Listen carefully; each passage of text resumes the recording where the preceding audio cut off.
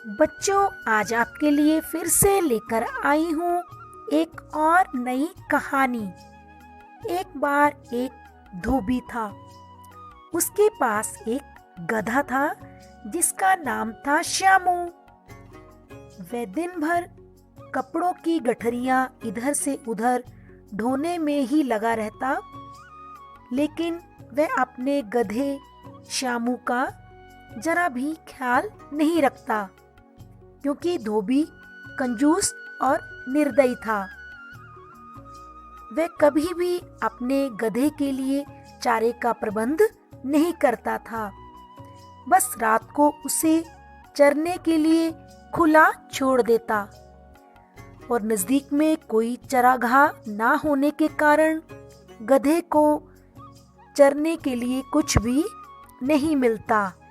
एक रात उस गधे की मुलाकात एक गीदड़ से हुई। गीदड़ ने उसे पूछा, महाशय, आप इतने दुबले पतले क्यों हो?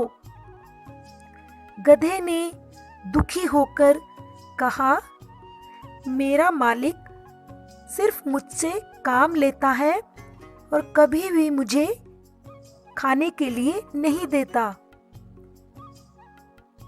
ये सुनकर गीदड़ ने उसे कहा, तो समझो अब तुम्हारी ये टेंशन भी दूर हुई। यहाँ पास में ही एक बड़ा सब्जियों का बाग है, जहाँ मैं हर दिन जाकर खूब सारी सब्जियाँ खाता हूँ। और मैंने उस बाग में एक रास्ता भी बना लिया है। वहाँ पर खीरे, ककड़ी, तोरई, गाजर, मूली और भी ना जाने कितनी सब्जियां हैं। बस वहां से हर रात अंदर घुसकर हम दोनों को खाना पड़ेगा। इससे तुम्हारी सेहत भी अच्छी हो जाएगी। ये सुनकर गधे के मुंह में पानी आ गया, और एक दिन दोनों बाग में घुसकर भरपेट खाने लगे। दोनों उस दिन रात को बाग में ही रुके, और धीरे धीरे हरी हरी सब्जियां खाकर गधे का दुबलापन भी खत्म हो गया। उसके बालों में चमक आ गई। उसके बाद वो हर रोज वैसे ही बाग में मिलते और खूब सारी सब्जियां खाते।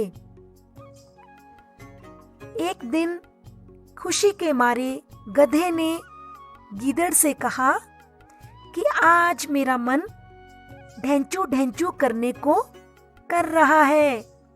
मेरा मन कर रहा है मैं आज ढेंचू ढेंचू राग गाऊं। गीदड़ ने तुरंत उसे मना कर कर कहा, ना ना ना, ऐसा बिल्कुल मत करना गधे भाई। गाने वाने के चक्कर में मत पड़ना, नहीं तो हम दोनों मुसीबत में पड़ जाएंगे। और ये मत भूलो कि हम दोनों यहाँ चोरी कर रहे हैं। ये सुनकर गधा नाराज होके बोला, तुम गीदड़ क्या जानो संगीत। हम गधों के पास संगीत बहुत पुराना है और हमें हर राग का पता है।